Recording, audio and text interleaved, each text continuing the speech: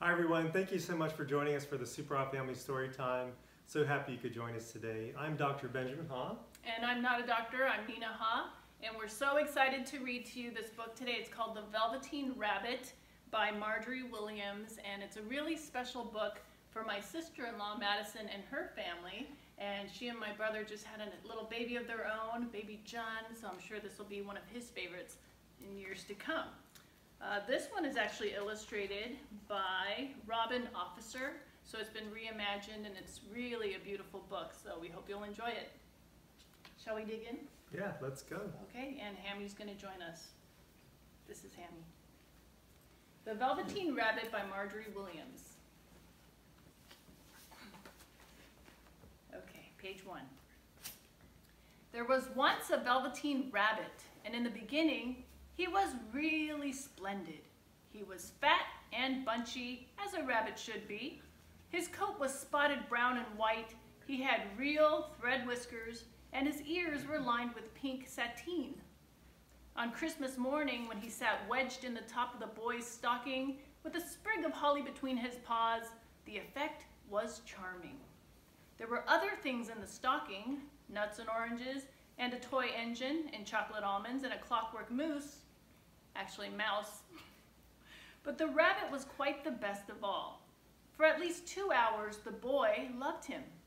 And then aunts and uncles came to dinner, and there was a great rustling of tissue paper and unwrapping of parcels, and in the excitement of looking at all the new presents, the Velveteen Rabbit was forgotten. For a long time, he lived in the toy cupboard or on the nursery floor, and no one thought very much about him. He was naturally shy, and being only made of velveteen, some of the more expensive toys quite snubbed him. The mechanical toys were very superior and looked down upon everyone else. They were full of modern ideas and pretended they were real. The model boat, who had lived through 2 seasons and lost most of his paint, caught the tone from them and never missed an opportunity of referring to his rigging in technical terms. The rabbit could not claim to be a model of anything, for he didn't know that real rabbits existed. He thought they were all stuffed with sawdust like himself, and he understood that sawdust was quite out of date and should never be mentioned in modern circles. Even Timothy, the jointed wooden lion who was made by the disabled soldiers and should have had broader views, put on airs and pretended he was connected with government. Between them all, the poor little rabbit was made to feel himself very insignificant and commonplace, and the only person who was kind to him at all was the skin horse. The skin horse had lived longer in the nursery than any of the others. He was so old that his brown coat was bald in patches and showed the seams underneath, and most of the hairs in his tail had been pulled out to string bead necklaces. He was wise, for he had seen a long succession of mechanical toys arrive to boast and swagger, and by break their mainsprings and pass away. And he knew that they were only toys and would never turn into anything else. For nursery magic is very strange and wonderful, and only those playthings that are old and wise and experienced, like the skin horse, understood all about it. There's the lovely skin horse right there. "What is real?" asked the rabbit one day when they were lying side by side near the nursery fender before Nana came to tidy the room. "Does it mean having things that buzz inside you and a stick-out handle?" "Real isn't how you're made," said the skin horse. "It's a thing that happens to you. When a child loves you for a long, long time, not just to play with, but really loves you, then you become real." "Does it hurt?" asked the rabbit. "Sometimes," said the skin horse, for he was always truthful. "When you are real, you don't mind being hurt." "Does it happen all at once, like being wound up?" he asked, "or bit by bit?" "It doesn't happen all at once," said the skin horse. "You become. It takes a long time. That's why it doesn't often happen to people who break easily or have sharp edges or who have to be kept carefully. Generally, by the time you are real, most of your hair has been loved off and your eyes drop out and you get loose in the joints and very shabby. But these things don't matter at all because once you are real, you can't be ugly, except to the people who don't understand. I suppose you are real, said the rabbit. And then he wished he had not said it, for he thought the skin horse might be sensitive. But the skin horse only smiled. The boy's uncle made me real, he said. That was a great many years ago, but once you are real, you can't become unreal again. It lasts for always. The rabbit sighed. He thought it would be a long time before this magic called real happened to him. He longed to become real, to know what it felt like, and yet the idea of growing shabby and losing his eyes and whiskers was rather sad. He wished that he could become it without these uncomfortable things happening to him. There was a person called Nana who ruled the nursery. Sometimes she took no notice of the playthings lying about, and sometimes for no reason whatsoever, she went swooping about like a great wind and hustled them away in cupboards. She called this tidying up, and the playthings all hated it, especially the tin ones. The rabbit didn't mind it so much, for whenever he was thrown, he came down soft.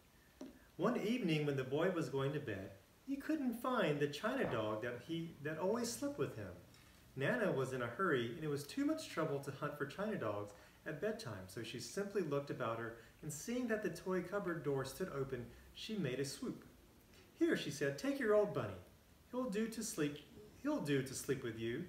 And she dragged the rabbit out by one ear and put him into the boy's arms. That night, and for many nights after, the Velveteen Rabbit slept in the boy's bed. At first he found it rather uncomfortable, for the boy hugged him very tight. And sometimes he rolled over on him, and sometimes he pushed him so far under the pillow that the rabbit could scarcely breathe. And he missed, too, those long moonlight hours in the nursery when all the house was silent and his talks with the skin horse. But very soon he grew to like it, for the boy used to talk to him and made nice tunnels for him under the bedclothes that he said were like the burrows the real rabbits lived in. And they had splendid games together in whispers when Nana had gone away to her supper and left the nightlight burning on the mantelpiece. And when the boy dropped off to sleep, the rabbit would snuggle down close under his warm chin and dream, with the boy's hands clasped close around him all night long. And so time went on, and the little rabbit was very happy, so happy that he never noticed how his beautiful velveteen fur was getting shabbier and shabbier, and his tail coming unsewn, and all the pink rubbed off his nose where the boy had kissed him. Spring came, and they had long days in the garden, for wherever the boy went, the rabbit went too. He had rides in the wheelbarrow and picnics on the grass, and lovely fairy huts built for him under the raspberry canes behind the flower border. And once, when the boy was called away suddenly to go out to tea, the rabbit was left out on the lawn until long after dusk, and Nana had to come and look for him with the candle because the boy couldn't go to sleep unless he was there. He was wet through with dew and quite earthy from diving into the burrow the boy had made for him in the flower bed, and Nana grumbled as she rubbed him off with the corner of her apron. "You must have your old bunny," she said. "Fancy all that fuss for a toy?" The boy sat up in bed and stretched out his hands. "Give me my bunny," he said. "You mustn't say that. He isn't a toy. He's real." When the little rabbit heard that, he was happy, for he knew that what the skin horse had said was true at last. The nursery magic had happened to him, and he was a toy no longer. He was real. The boy himself said it. That looks like a very snuggly bunny. That night he was almost too happy to sleep, and so much love stirred in his little sawdust heart that it almost burst, and into his boot-button eyes that had long ago lost their polish, there came a look of wisdom and beauty, so that even Nana noticed it the next morning when she picked him up and said, "I declare if that old bunny hasn't got quite a knowing expression." That was a wonderful summer. Near the house where they lived was a wood, and in the long June evenings, the boy liked to go there after tea to play. He took the Velveteen Rabbit with him, and before he wandered off to pick flowers or play at brigands among the trees, He always made the rabbit a little nest somewhere among the bracken, where he would be quite cozy, for he was a kind-hearted little boy, and he liked Bunny to be comfortable. One evening, while the rabbit was lying there alone, watching the ants that ran to and fro between his velvet paws in the grass, he saw two strange beings creep out of the tall bracken near him. They were rabbits like himself, but quite furry and brand new. They must have been very well made, for their seams didn't show at all, and they changed shape in a queer way when they moved. One minute they were long and thin, and the next minute fat and bouncy and bunchy, instead of always staying the same like he did. Their feet patted softly on the ground, and they crept quite close to him, twitching their noses, while the rabbit stared hard to see which side the clockwork stuck out, for he knew that people who jump generally have something to wind them up. But he couldn't see it. They were evidently a new kind of rabbit altogether. They stared at him, and the little rabbit stared back. And all the time their noses twitched. "Why don't you get up and play with us?" one of them asked. "I don't feel like it," said the rabbit, for he didn't want to explain that he had no clockwork. "Oh," said the furry rabbit, "it's as easy as anything." And he gave a big hop sideways and stood on his hind legs. "I don't believe you can," he said. "I can," said the little rabbit. "I can jump higher than anything." He meant when the boy threw him, of course, but he didn't want to say so. "Can you hop on your hind legs?" asked the furry rabbit. That was a dreadful question, for the Velveteen Rabbit had no hind legs at all. The back of him was made all in one piece, like a pincushion. He sat still in the bracken and hoped that the other rabbits wouldn't notice. "I don't want to," he said again. But the wild rabbits have very sharp eyes, and this one stretched out his neck and looked. "He hasn't got any hind legs," he called out. "Fancy a rabbit without any hind legs." And he began to laugh. "I have," cried the little rabbit. "I have got hind legs. I am sitting on them." "Then stretch them out and show me, like this," said the wild rabbit, and he began to whirl around and dance till the little rabbit got quite dizzy. "I don't like dancing," he said. "I'd rather sit still." But all the while he was longing to dance, for a funny new tickly feeling ran through him, and he felt he would give anything in the world to be able to jump about like these rabbits did. The strange rabbit stopped dancing and came quite close. He came so close this time that his long whiskers brushed the Velveteen Rabbit's ear, and then he wrinkled his nose suddenly and flattened his ears and jumped backwards. "He doesn't smell right," he exclaimed. "He isn't a rabbit at all. He isn't real."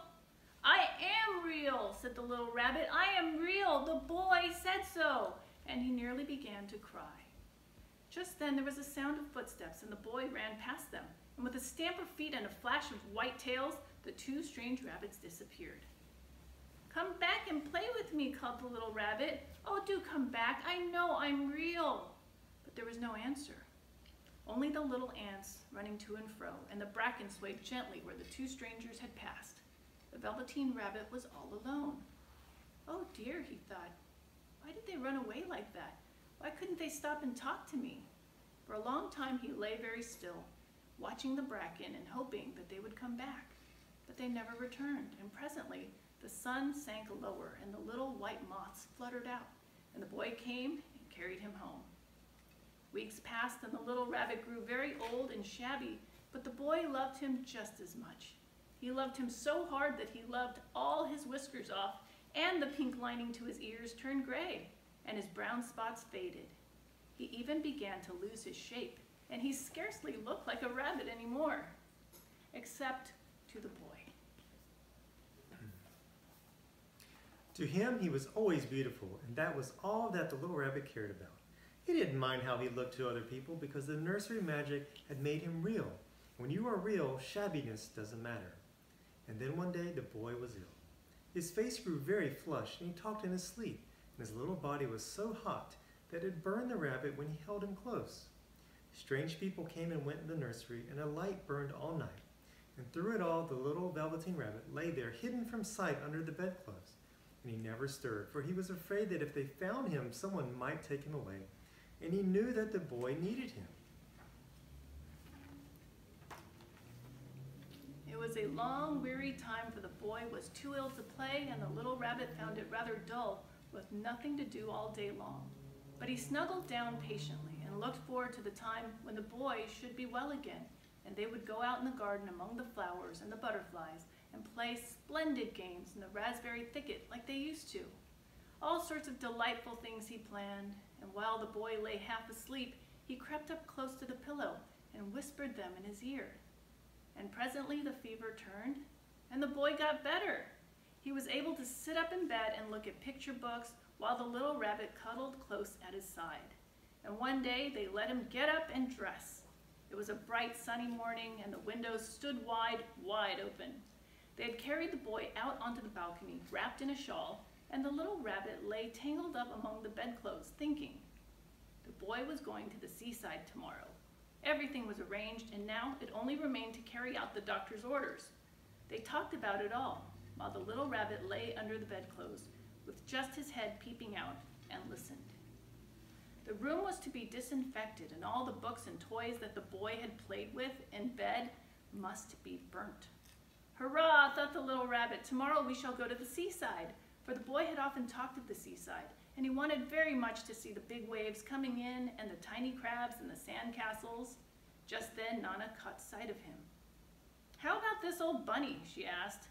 That, said the doctor, why it's a mass of scarlet fever germs. Burn it all at once. What? Nonsense, get him a new one. He mustn't have that anymore. And so the little rabbit was put into a sack with the old picture books and a lot of rubbish and carried out to the end of the garden behind the fowl house. That was a fine place to make a bonfire, only the gardener was too busy just then to attend to it. He had the potatoes to dig and the green peas to gather, but next morning he promised to come quite early and burn the whole lot. That night the boy slept in a different bedroom, and he had a new bunny to sleep with. It was a splendid bunny, all white plush with real glass eyes, but the boy was too excited to care very much about it, for tomorrow he was going to the seaside, and that in itself was such a wonderful thing that he could think of nothing else. And while the boy was asleep, dreaming of the seaside, the little rabbit lay among the old picture books in the corner behind the fowl house, and he felt very lonely. The sack had been left untied, and so by wriggling a bit, he was able to get his head through the opening and look out. He was shivering a little, for he had always been used to sleeping in a proper bed, and by this time his coat had worn so thin and threadbare from hugging that it was no longer any protection for him. Nearby he could see a thicket of raspberry canes growing tall and close like a tropical jungle, in whose shadow he had played with the boy on bygone mornings.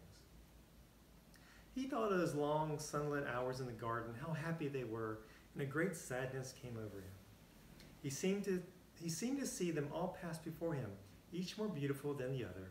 The fairy huts in the flower bed, the quiet evenings in the wood when he lay in the bracken, and the little ants ran over his paws. The wonderful day when he first knew that he was real. He thought of the skin horse, so wise and gentle, and all that he had told him. Of what use was it to be loved and lose one's beauty and become real if it all ended like this? And a real tear, trickled down his little shabby velvet nose and fell to the ground. And then a strange thing happened, for where the tear had fallen, a flower grew out of the ground, a mysterious flower not at all like any that grew in the garden. It was slender green. It had slender green leaves, the color of emeralds, and in the center of the leaves a blossom like a golden cup. It was so beautiful that the little rabbit forgot to cry and just lay there watching it. And presently the blossom opened, and out of it there stepped a fairy. She was quite the loveliest fairy in the whole world. Her dress was of pearl and dewdrops, and there were flowers round her neck and in her hair, and her face was like the most perfect flower of all. And she came close to the little rabbit and gathered him up in her arms and kissed him on his velveteen nose that was all damp from crying. "Little rabbit," she said, "don't you know who I am?" The little rabbit looked up at her, and it seemed to him that he had seen her face before, but he couldn't think where. "I am the nursery magic fairy," she said. "I take care of all the playthings that the children have loved. When they are old and worn out and the children don't need them anymore, then I come and take them away with me and turn them into real." "Wasn't I real before?" asked the little rabbit. You were real to the boy, the fairy said, because he loved you. Now you shall be real to everyone. As she held the little rabbit close in her arms and flew with him into the wood. It was light now, for the moon had risen. All the forest was beautiful, and the fronds of the bracken shone like frosted silver. In the open glade between the tree trunks, the wild rabbits danced with their shadows on the velvet grass. But when they saw the fairy, they all stopped dancing and stood round in a ring to stare at her. I've brought you a new playfellow, the fairy said. You must be very kind to him and teach him all he knows in Rabbitland, for he is going to live with you forever and ever. And she kissed the little rabbit again and put him down on the grass. Run and play, little rabbit, she said. But the little rabbit sat quite still for a moment and never moved. For when he saw all the wild rabbits dancing around him, he suddenly remembered about his hind legs. And he didn't want them to see that he was made all in one piece. He did not know that when the fairy kissed him that last time, she had changed him altogether, and he might have sat there a long time, too shy to move, if just then something hadn't tickled his nose, and before he thought what he was doing, he lifted his hind toe to scratch it. And he found that he actually had hind legs. Instead of dingy velveteen, he had brown fur, soft and shiny. His ears twitched by themselves, and his whiskers were so long that they brushed the grass. He gave one leap, and the joy of using those hind legs was so great that he went springing about the turf on them, jumping sideways and whirling round as the others did, and he grew so excited that when at last he did stop to look at the fairy, she had gone. He was a real rabbit at last, at home with the other rabbits. Autumn passed and winter, and in the spring, when the days grew warm and sunny, the boy went out to play in the wood behind the house. And while he was playing, 2 rabbits crept out from the bracken and peeped at him. One of them was brown all over, but the other had strange markings under his fur, as though long ago he had been spotted, and the spots still showed through. And about his little soft nose and his round black eyes there was something familiar, so that the boy thought to himself, "Why, he looks just like my old bunny that was lost when I had scarlet fever." But he never knew that was his own bunny, come back to look at the child who had first helped him to be real. That was beautiful. I really liked it. So that was The Velveteen Rabbit by Margery Williams. We hope you enjoyed that book. This one I dedicate to Ashley and Ben, who are listening to us right now. And I'm wearing my little bunny ring. Hope you can see it there. Benny gave me the bunny ring when he was 4 years old, and he proposed to me, so that was a big day. So thank you for joining us. That was really fun. God bless. Take care. So is it recording? It is ticking? Are you sure? Mm-hmm. And it is counting. Mom, when you hear the sound, that means yeah. I'm just double checking. 3. Hi everyone, thank you for joining us for the Superha Family Storytime. We're so happy to see you today. What's wrong? It's a My book about bunny. bunnies. Okay, ready? Okay, 3, 2. Oh my. Hi everyone, welcome to the Superha Family Storytime. So happy you could join us today. I'm Dr. Benjamin Ha. Sorry. I got the giggle. Because like, No, we're fine. Okay. Okay, go. 3, 2. Mommy's all red. Okay, you ready?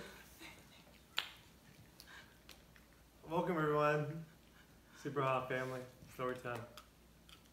We got giggling Superha. I'm good. All right, go ahead. You ready? Yes. Okay, 3, 2, 1.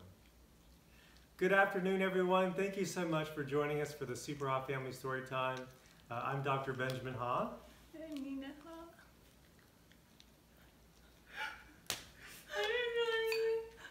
3. Wait, let me. 2. You